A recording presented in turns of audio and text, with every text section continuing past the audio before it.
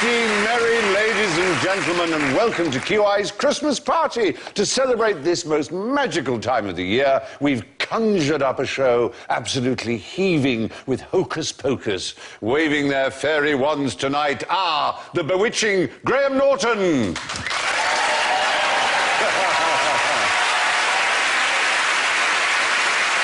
The mysterious Lee Mack.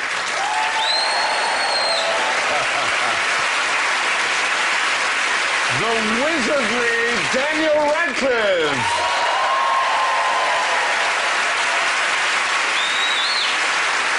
And, of course, my glamorous assistant, Alan Davis.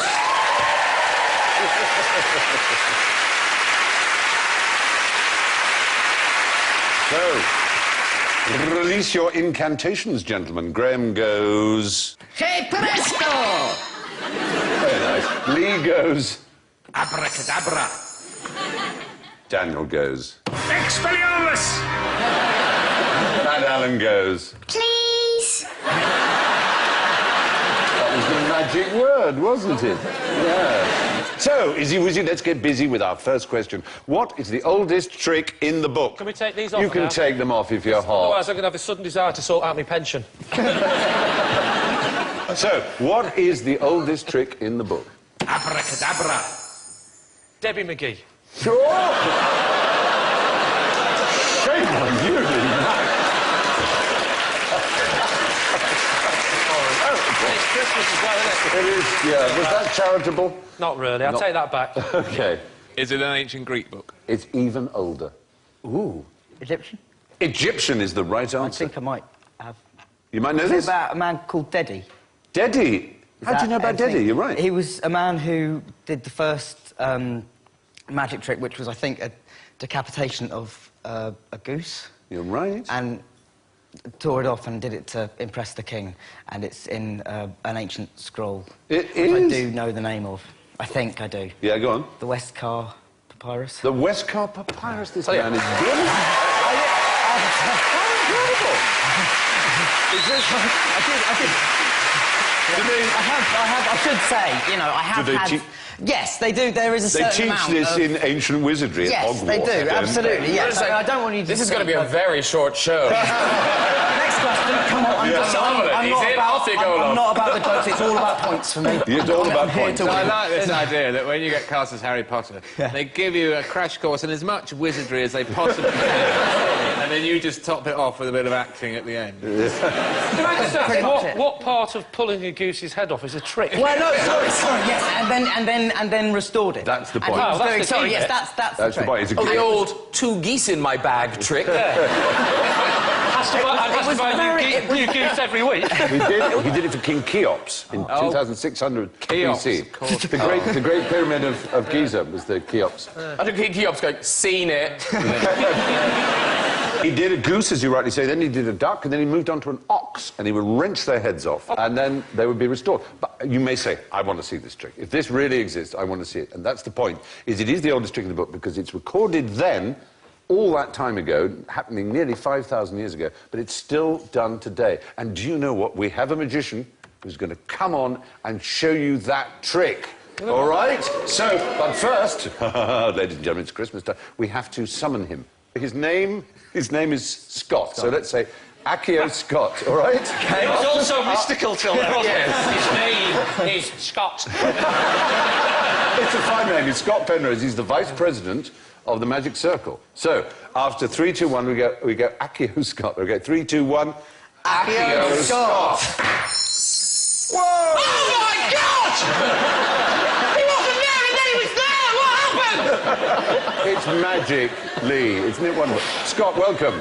Lovely to see you, sir. So I believe you can do the deady trick that Dan told us about. Yes, Would you indeed. like to do it, please, with Well, your... we'll give it a go with Norman. We just give him a little bit of a... Oh, no! There we go. Just pop his head back on. There he goes. Brilliant. Fabulous. The sensational Scott Penrose, ladies and gentlemen. There you are. The oldest trick in the book. I think the other thing I think about that trick is that it's the first time a trick was done that was purely a trick, and that wasn't done as a, you know, some supernatural power was involved in it. That was the first thing that was written down As a trick, rather. Yeah. I can do the first half of that trick.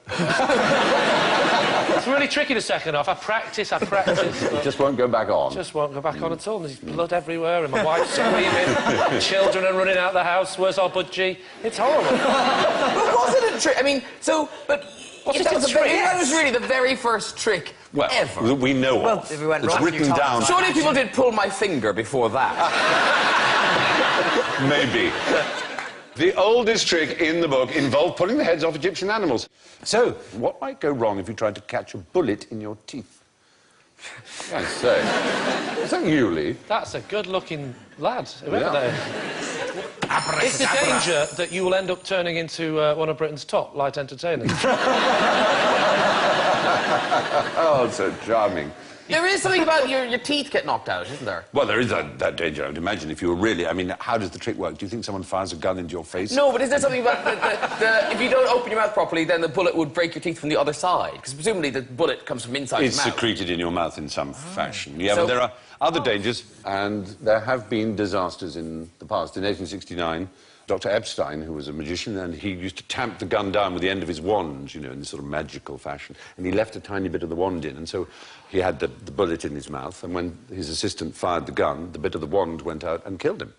So that can happen. The other But it thing must have been amazing being in the audience. You know, oh, God, this is good.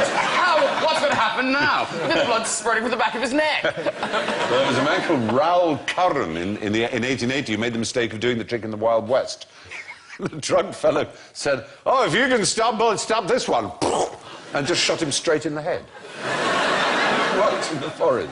And killed him, stone dead. Sort of serves him right, though. Yeah, it's a heck of a heckle. It is a rubbish trick, isn't it? Everyone who watches it must go, the bullet was in his mouth. Well, it's going There through. are There's not some one bit amazing where you go, ones. I wonder if he caught the There are some amazing ones, though. Like Penn and Teller do a really Yes. like it's frightening, and and they get the bullet from the audience, and it really does. I mean, I know it's a trick, but I do still. Just You're right, and Penn and Teller are amongst the best. I remember there was a bloke who disemboweled himself. I think quite early on in the days of conjuring tricks, they were all fairly sort of gruesome things, like beheading. The way it would work, I think you'd have kind of a sheep's intestines and a prosthetic chest and stomach, and then behind all of that you'd put a metal plate, and the guy did it one night and he forgot to put the metal plate in, and just ended up going straight through himself and then dying. And so it's not funny but true. Yes. But that's important. You'll never make that mistake again. No, he won't. There was a Chinese performer called Chung Lung Soo, and he wasn't Chinese. His real name was Robinson, but William Robinson. But he performed under Chung Lung Soo and only spoke a sort of cod Chinese, never spoke English on stage, ever, until a terrible moment when he did the trick with it. And in the bullet, or the fragment, went into him and killed him, and he spoke English. He said, "Oh, God, something's gone wrong. Close the curtain." Those were his last lines. Do you reckon there's a real magician called Chung Ling Soo in China that goes under the name of Bob Robinson? And he'll only speak cod English. Pick a card, any card you like. Pick a card. That's when it went wrong, yeah? Yeah, exactly. I've got you. Anyway, yeah, if you are tempted to catch a bullet in your teeth, don't. You should, in fact, just probably disappear as fast as possible. But first, describe the great Lafayette's last and greatest disappearing act. There is the great Lafayette. You've probably not heard of him. No. What Even though he was the most successful entertainer in Britain. Did he make his giant horse disappear? Turn it into a dog? A lazy dog. Is that a motor vehicle? It's an early motor vehicle, yes. He was sold out 10 years in advance. That's how successful he was. He earned £44,000 a year, which is the equivalent of about £2.75 million a year. He was hugely successful, incredibly famous. He was kind of the Liberace of his day. He wore diamonds, and that dog you see there was given to him by Houdini and was called Beauty. And he had a private railway carriage, and so did Beauty. And Beauty had a little porcelain bath and his own china and crystal, and, yeah, bit camp, I agree. And then Beauty died, not surprisingly, being overfed. And he insisted that he was embalmed and buried, and they said at the cemetery, well, only if you promise to be buried there as well, because it's a human cemetery, not a... And so he said yes. And 4 days later, he did die. A lamp got upturned and the stage caught on fire, and the audience thought it was part of the trick. And by the time they realised it was a disaster, 11 people had burned to death. And including, and this incidentally is not funny, a midget in a mechanical bear suit. I'm sure I prefaced that with it isn't funny. Anyway, just so you are sick. They are sick. Anyway, they found his body, cremated it, the bits that weren't already cremated, obviously, and then they pulled the theatre down where this disaster had happened, and they found another body, and they realised from the diamonds on the ring that that was, in fact, the great Lafayette. They buried the wrong man? Yeah, they buried the wrong man. So he'd been burned and buried, and then he'd been magically restored as another dead body. That's very, very good. It is good. It's a good trick. That's very good. Yeah. What did they do? They had to get rid of the old one. It's Beauty I feel sorry. Yeah, I know. In the afterlife going, who are you? Anyway, yes, you can go to Piers Hill Cemetery to this day and you can see the great Lafayette, who was now sadly forgotten, but in his day the most popular performer. I'm more saddened about the poor other guy. What happened to him? We've all forgotten about Well, the thing is, you see, the reason is, and part of his magic thing was that he would appear and disappear very, very quickly because he had a lot of stand-ins, doubles, who were exactly like him. So he would, like, go off stage and then suddenly still be on stage. It's because his stand-in in the same costume had gone. And he just was very, very good at that, which is why one of the stand-ins had been buried in his stead, I suppose. So the great Lafayette's final trick was to turn up intact 3 days after being cremated. Now, from testing spells, you'll like this, to spelling tests. Good. Good. Yes. Good. I before E, fingers on buzzers, accepting after... Please. C. No, that just isn't a rule. Why isn't it a rule? Because of words where... words where it's not. Yeah. E becomes Because of the before I have to exceptions see. Because there are more exceptions to the rule than the rule itself, by quite a long way. Who's counting? Ceiling. They've been counted. Would you like to Ceiling know? one. God. Yeah, there are 923 English words that have a C-I-E in them. Do we have to name them all? No. you're let off, but name Happy some. New Year. Ceiling. No, that's C-E-I. C, yeah, that's what you said. No. The rule, the supposed rule is... except after C. But I'm saying, in fact, there are 923 which break that rule. Receive, receipt. So hang on, if it's I before C, E except after C, Yeah. we're looking for words where E follows C, aren't we? No. No. The rule is it should be C-E-I, according to that. See, Oh, but you're saying it's wrong. There are 923. I know one, which it isn't. Yeah. Ceiling. That's not one. Ceiling isn't one. No. Ceiling isn't one of the ones you're looking for. Yes, I want the ones I am looking That's for. right. So I would repeat my answer and I'd say not Me, ceiling. I'm looking for the ones I'm looking for. You're looking for the ones Yes. you're looking for. So give me a C-I-E. Ceiling? I may explode at any minute. C-I-E. Receipt is C-I-E. Yeah, those are the ones that conform to the rule. Okay, the rule is looking pretty good right now, because... Glacier. Species. yes, but now I know them, and I didn't think I knew it. Yeah. The point is there are lots and lots and lots. 923 words. These are ones with EI without the C in front, obviously, as well as the CIE, concierge. Oh, you don't even have to have a C in it now. No, they're EI. Are you incapable of rational thought? It cannot be that stupid. You've really... You cannot be that... Stephen, can I just say, you really are going to have to work on your Bruce Forsyth. Are you really capable of rational thought? I mean, really? This is not I tell you. game. This is Are you a QI. human being? I don't think you are. No. Work it out. These words don't count. They're not even English words. Well... You can't have hacienda and concierge. Yeah, but there are... The point is there are 21 times as many words that break the rule than don't. However, if you want to spell ceiling... If you want to spell ceiling... Remember, or receipt. Or conceit, or except after deceit. C. Yeah. But if you want to spell veil and weird... Yeah, but there's no no C in there. No. It's I before E every time, except after C. But in we're, that's the Oh, I point. see. Yeah. They're I You see. cannot be that stupid! He said it, and you're looking at me! You got it! How do I get the blame for his stupidity? I've got my own, thank you. Wow! Daniel, you're the only person on this show who isn't a complete idiot. Unclear. No, I'm sure you are. Anyway, ceiling that's why I'm begins with keeping S. so That's not quiet. gonna- That's why I'm keeping so quiet at this moment. It's because Yeah. I'm actually kind of on Lee's wavelength, but Thank I know you. I don't want to get a bollocking. Oh, I'm sorry. He's got I before E. Is that right? Dan, God. Who?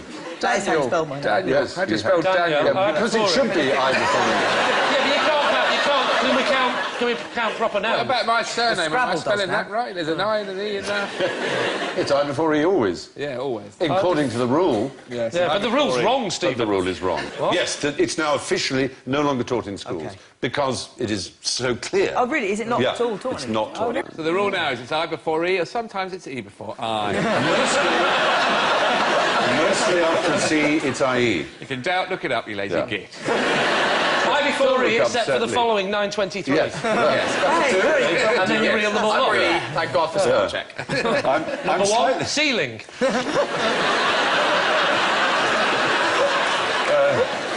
I am... Number two, red ceiling. Three, blue ceiling. Help me, lads, I'm running out of colours. I am slightly shocked by my intolerance, and you'll have to forgive me, but I think we've managed to get it through. The spelling trick I before E is wrong on so many occasions that schools have stopped teaching it. That's enough of lessons. It's playtime, you'll be pleased to know. I'm very pleased. Good. In which game is it the aim to throw a ball like this into a goal like this? Quidditch. Ah. I thought it had to be. No, this is from a genuine, real-life world sport. Aztecs. No, but that's, you know, I mean, it is an... It's Mexicans. Are we It's looking not for a nationality Mexicans. or a game name? It's actually a French game, and it's actually rather recent. 1970 it was invented. Oh. It's very similar to Quidditch. It has a Well, goal no, right, almost yes. identical to a right. Quidditch goal. In Quidditch, what do you travel on? A broomstick. A broomstick. This is... Very painful. people Yeah, but do- that is special effects, isn't it? Yeah, it's not That's real. very, very painful. Big Is it magnets. painful? So why is it painful? Can I just say that this is a Oh. little bit unfair, that my questions are, what is I before E except after C? That wasn't His your questions question. are, What do you do for a living how for do, the how last do you 10 fly years? around in Quidditch? What are the rules? No, here? that wasn't the question. That was just simply just a- me I'm asking. not getting how- points for this. No, he's not. What's kind of odd is that if you catch the snitch, which Yeah. is a ball in the films, you win automatically. Yeah. That team wins. So you could win straight So away. it doesn't matter how many points you score with the other ball. It does seem unsatisfactory It's weird, in it's that, funny, in isn't that it? respect. Yeah. It's also almost like annoys it's me not how FIFA far- regulated, isn't it? And also, how far you can go away from where you're playing the Quidditch. That's true, I'd Yeah. not thought of that. That annoys me. Yeah, personally. why have a pitch? I'm sorry, you're not. Just to return to this one, this is called horseball, and it's played not on broomsticks, but on... Horses. Horses. And we have some footage of it being played. There it is. So it's like a sort of polo, only in the air. Look how popular it is. Look at the crowd. You grab it. And there you are. Through there, that's a goal. Wow. Yeah. That would be only interesting if only the horses were allowed to catch. But that's actually in itself apparently based on, or at least very closely related to, a game called pato. Pato being the Spanish for duck. Instead of having a ball, they would have a basket with a live duck in it. And they would throw it. And it became the national game of Argentina under Juan Perón in 1953. He declared it the national game over soccer, over football. I love the idea that, you know, after the hand of God thing, they said, look, let's just make this a sport. But what about Quidditch? Does anybody really play Quidditch? Yes, they do. Yeah. Various American universities have now got, like, Quidditch clubs. Hundreds. Quidditch Society. Really, are there Hundreds of and them, hundreds? yeah. And it's a lot less exciting than in the films. They're running round with Running a around broom between their legs. and catching and, yeah, it's quite... It's great if you're in it, I'm sure. If you're in the sweeper position. Yeah. I feel like It's called Muggle Quidditch, not surprisingly, because they can't fly. And there are over 200 college teams in America, the Intercollegiate Quidditch Association. So, horseball has similar rules to Quidditch, but the players ride on horses instead of broomsticks. Which of these would you rather have on your Quidditch team? A Muggle, Hagrid, or Dumbledore? Is it the one that looks like Julius Caesar who's about to be sick in a bucket? I don't know which one that is. On the left. Oh, see, yes, it does. I think that's Dudley, is it? Yeah. The point is, in a lot of J.K. Rowling's work, the words are real, and Dumbledore is a real English word, as is Hagrid, as is Muggle. And I want you to tell me what they really mean. Dumbledore's going to be some sort of a term for a village idiot, I think. Well, funnily enough, yes, it became that. In Thomas Hardy's Under the Greenwood Tree, it means a slow simpleton. It's used there as a bit of a Dumbledore, but actually it has an original earlier meaning, yeah? Is there not a Hagrid reference in one of the Thomas Hardy books? There may well be. I don't know, one of the Thomas Hardy books. I don't know which I've one. read, I mean, I've seen sure the longer form, Hagridden, I've seen many times, but start with... Monster-like. Start with Muggle. Do you know where the word Muggle might first have been Sounds used? like some sort of woodland creature or something furry. Actually, it's an American Jazz Age word. It's a drug. It's a marijuana. Marijuana is the right answer. Muggle was a word for marijuana, for cannabis, and indeed more particularly for people who smoked it. They were muggles. Really? People who smoked marijuana were called muggles. That's hilarious. Now you're with me. In New Orleans... They're all getting stoned going, Quidditch is really boring. In New Orleans, 1920s, that was it. But what's the next word, then? We've got Hagrid, which is used in Thomas Hardy, you're right, in the Mayor I've of seen it in the Casterbridge. longer form, Hagridden. Yes, Hagridden. Yeah. Very good. Challenge to try that. Clever of you. It means... Hagridden. Oh, it means a bony old horse. It's a mare. It's a nightmare. Yes. It's a nightmare involving a horse. No. Was there something to do with somebody chasing through? If you had bad dreams, you were said to be hag-ridden. Oh, that's great, That your isn't it? witches had come to you in the night. You were hag-ridden. That's fantastic. Yeah, to be Hagrid. Is that a drunk person not finding the toilet? Well, it's a... since records began, that's horrible. When people sleep... They'll be all terrible when they wake up. That's a relationship that's not going to survive, isn't it? When people sleep badly these days, they think they've been probed by aliens, but before the idea of aliens came, it was goblins and witches and demons and hags. And that's what Hagridden means. What's the horse doing? That's the nightmare. He's operating the video.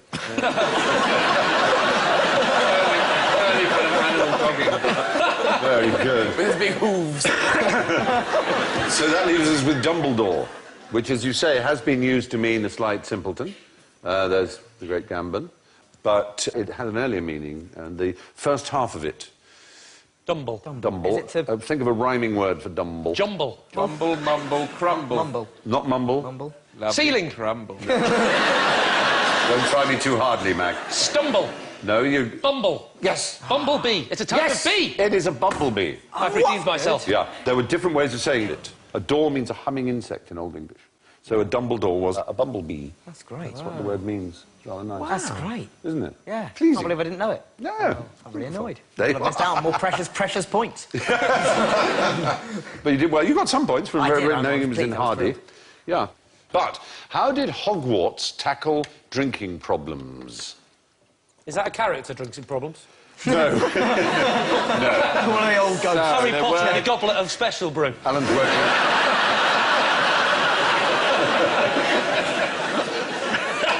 The word existed before the book, then. Yes, you're on the right lines. When the hog finds that the creeks run dry, there's nowhere to drink. No, it's drinking problems Gets of a an mineral water alcoholic from it. sort.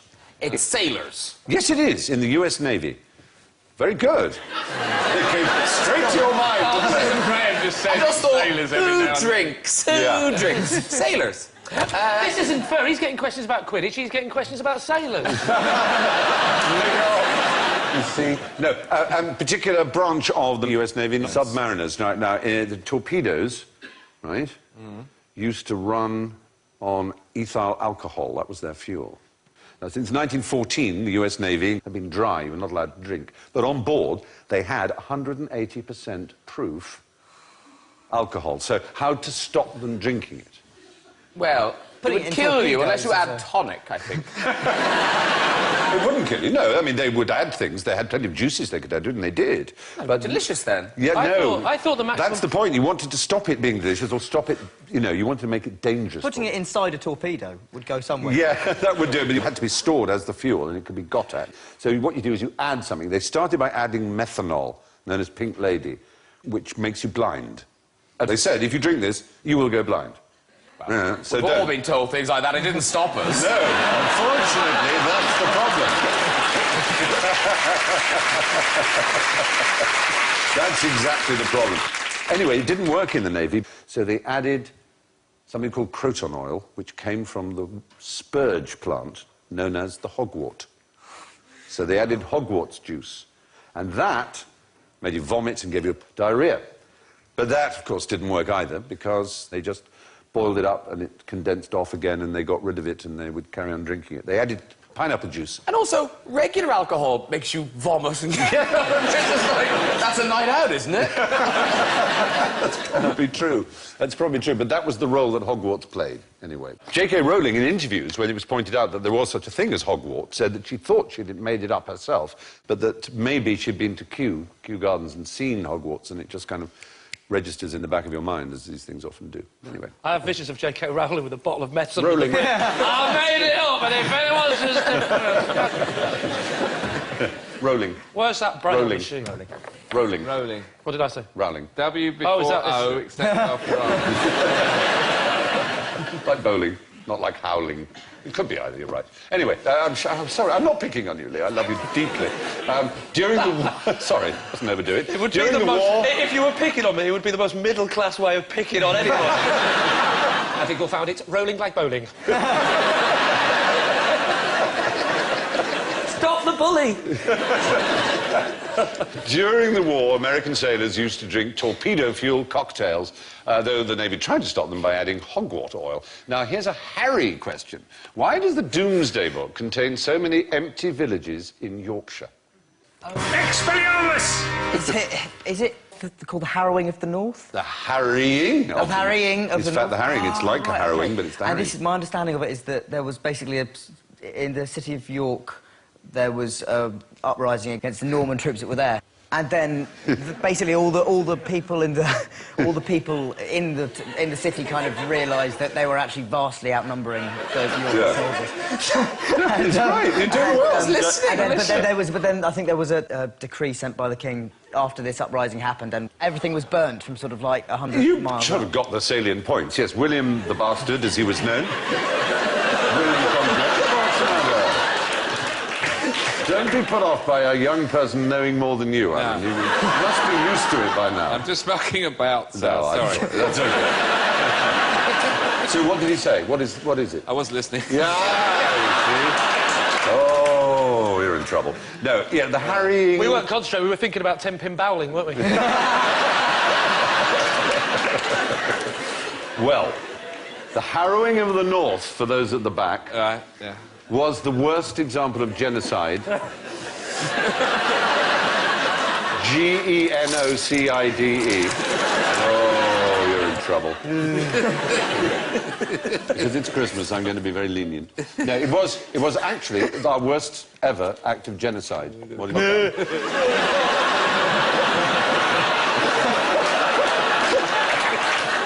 You see? That's a tit, Yes, tits. Fabulous. Sorry, what about this massacre thing? Yeah. Max says, Yes, making people me from do the it. north were ruthlessly killed. Oh.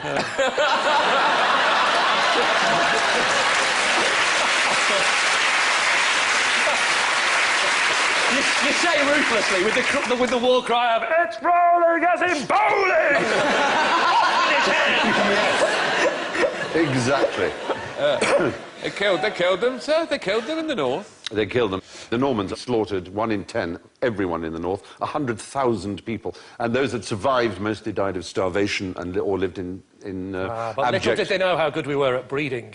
Yes, but it did take decades. It took decades. It really was laid absolutely waste. And it's called the harrying of the North. It sounds a sort of gentle, oh, I'll give him a little harrying, but it was actually a vile moment. Anyway, that's harrying, but what about pottering? What creature was the subject of Beatrix Potter's first work? I bet it's not Peter Rabbit. Is the right answer. It Thank is God so... you stopped me. Would you have said rabbit? I'd have said, is it not Peter Rabbit? No. I would have said rabbit, yes, I was going to say rabbit. No, the surprise is actually her first work was not a children's book. Was it the book that they based the film Boogie Nights on?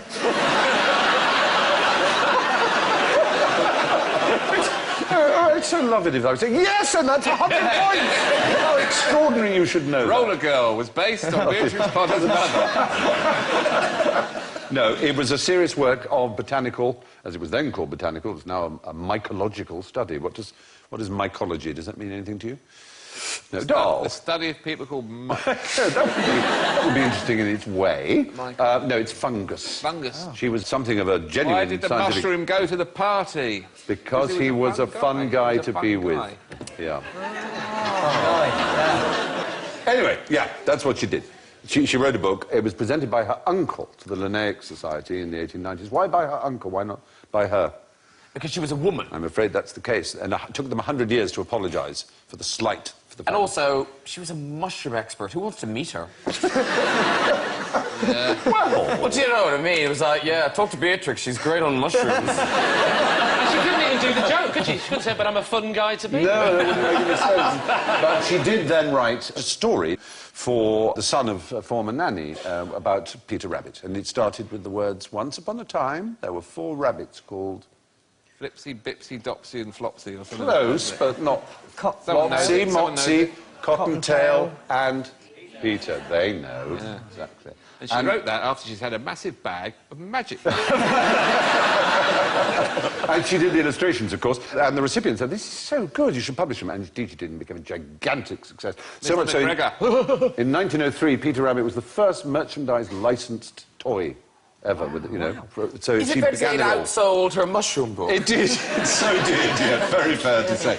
But she lived in central London, and if you go to Brompton Cemetery, in the fashionable West London, do you know what you see on the gravestones there? Massive rabbit. No. Lots of mushrooms. You see the inspiration for some of her greatest works. It's quite fun. Jemima Puddle Duck. Not that, but Big there's bag of crap. Peter Rabbit. There's a grave for a Peter Rabbit, spelled B-E-T-T. There's a Jeremiah Fisher. There's a Mr. Nutkins. There's a Mr. Brock and a Mr. McGregor. All there. So it looks like All she in was, the same when she was grave? looking for names, she just wandered around and chose them from the gravestones. Anyway, Beatrix Potter was a rather successful botanist before becoming a children's author. Her first publication was about fungi. Well, that's it for magic. Now, with the tricky bit, it's general ignorance, fingers on buzzers, if you please. When should you open the first door on your Advent calendar? Abracadabra. Yeah. 1st of December. Oh! I didn't say December the 1st. Nice try to get out of it. No.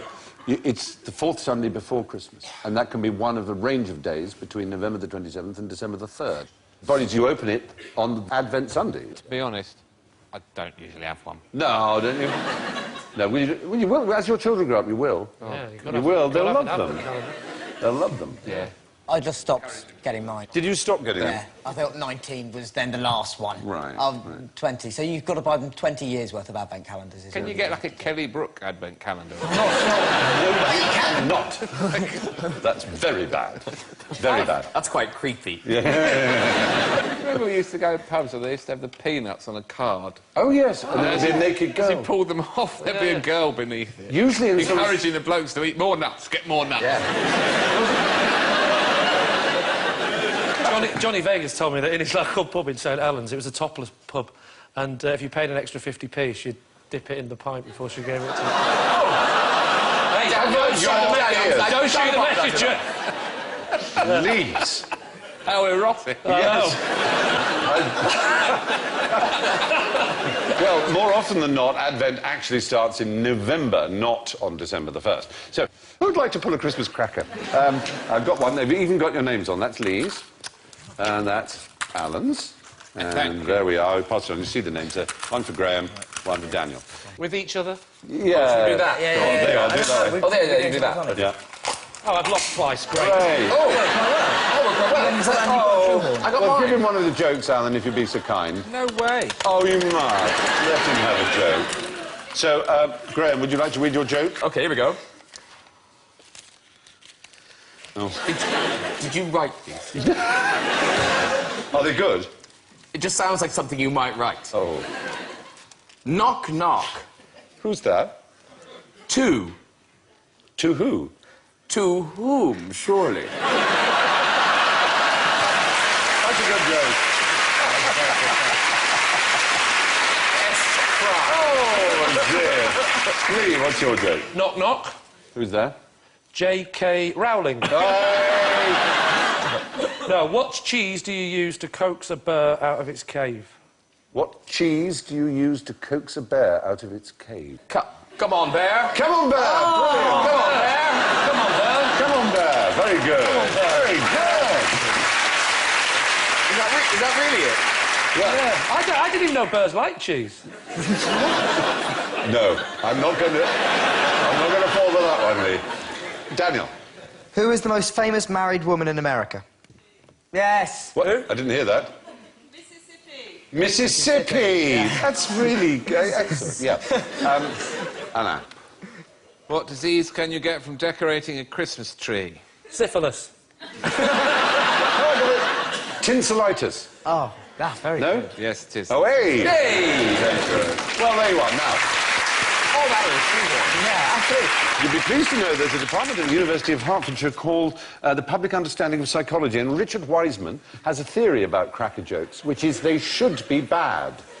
Why is that a good thing? Alan. Who's speaking? Wishing you hadn't had that methanol now.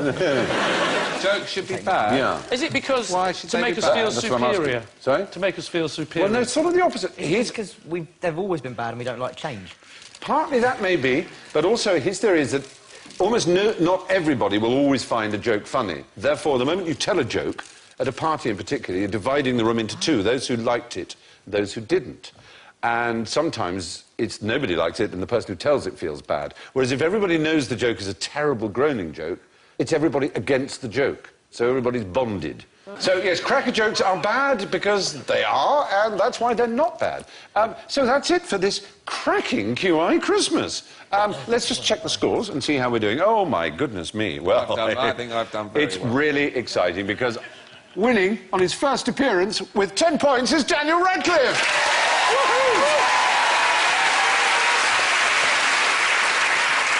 And in second place with 4 points, Graham Norton.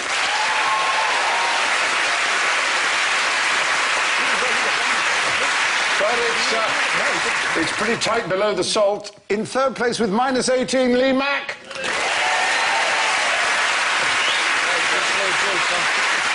And just in last place is our stable donkey, Alan Davis, on minus 19.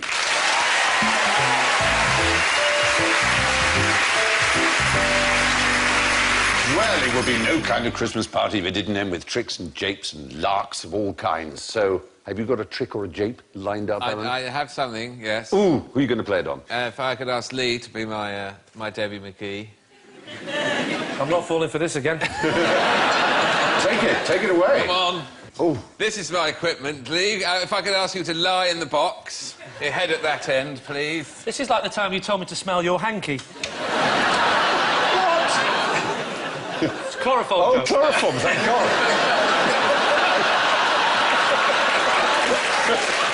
All the way back, if you don't mind, sir, all the way in. Just tuck yourself in under there. Thank God, soaring. I didn't see that.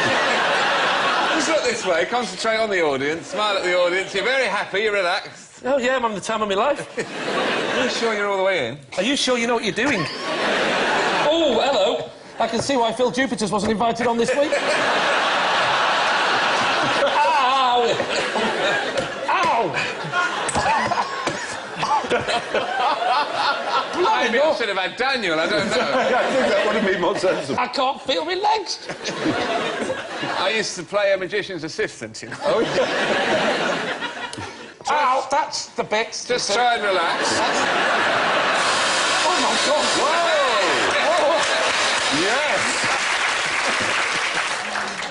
Are you ready? Just relax, it won't hurt at all. Are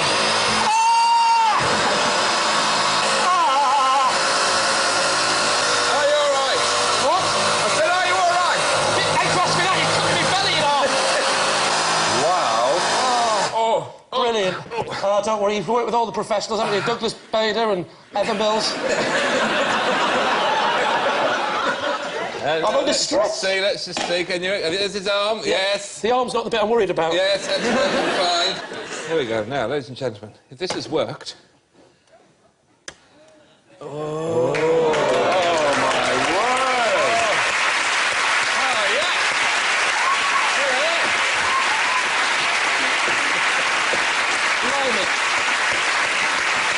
Brilliant! Alan Davis and the glamorous Lee Mack, ladies and gentlemen. Well, all I can say... Oh, God, surely you don't leave it like that.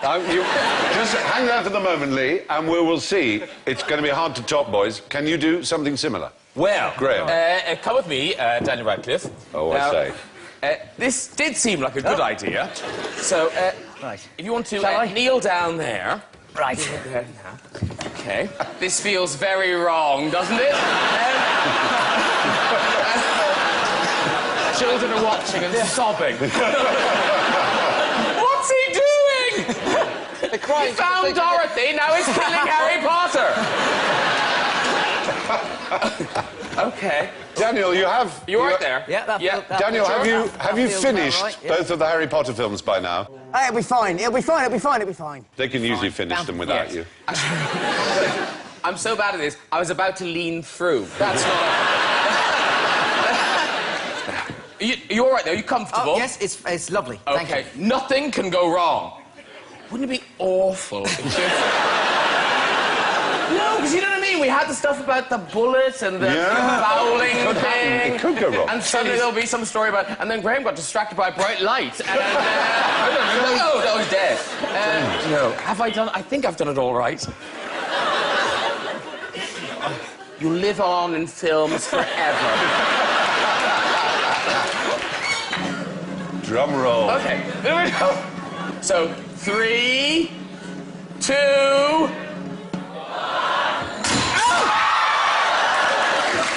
On that bombshell, ladies and gentlemen. Thank you, Graham. You saw it here. It'll be on YouTube before you can speak, but my goodness me. On that bombshell, it's thanks to Lee and Alan. And it's thanks to Graham and the late Daniel Radcliffe. And a very Merry Christmas to you all. Good night.